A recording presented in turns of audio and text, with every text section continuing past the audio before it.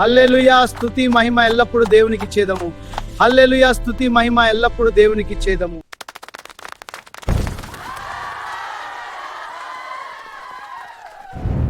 ఆగండి, ఎక్కడికి వెళ్ళిపోతున్నారు? ఇంతసేపు మా కోసం ఏడ్చారు. మేము మీతో ఉంటే బాగున్ను అని అన్నారు. మేము మీకోసమే వచ్చాం. మీరెందుకు మమ్మల్ని చూసి ఇలా పరిగెడుతున్నారు? రండి, కాసేపు మనం మాట్లాడుకుందాం. అరే, పారిపోదాం. దేవదూత, మీరెందుకు అలా పరిగెడుతున్నారు? మీ వాళ్ల కోసం ఈ పునరుత్థాన రోజున మీరేగా ఇక్కడికి వచ్చి ఏడ్చింది. ఎంత ఏడిస్తే మాత్రం అలా సమాధుల నుండి బయటకొచ్చేస్తారా? నా గుండె ప్యాంట్లోకి వచ్చేసింది. మేమేదో యేసయ్య సమాధిలో నుండి లేచిన సందర్భాన్ని జ్ఞాపకం చేసుకొని మా వాళ్ళ సమాధి దగ్గరికి వస్తాం. ఇక్కడికి వచ్చి మా వాళ్ల ముందు యేసయ్యను ఆరాధిస్తాం. ఇలా సమాధిలోనున్న వాళ్ళు లేచి వస్తే మా ప్రాణం పోదా? మీరు మీ పిచ్చి పనులు. యేసయ్య ఇక్కడెందుకుంటారు? మీ వాళ్ళు ఇక్కడెందుకుంటారు? మీకు వెతకాలి అనిపిస్తే దేవుని ఆలయంలో వెతకండి, మీ హృదయాలలో వెతకండి.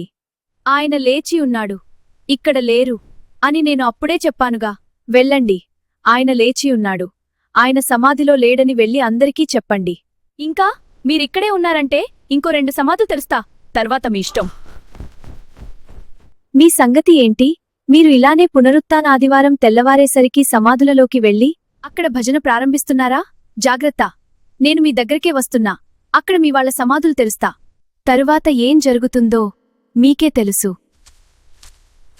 మీ దగ్గర లేవటానికి మేము సిద్ధముగా ఉన్నాం.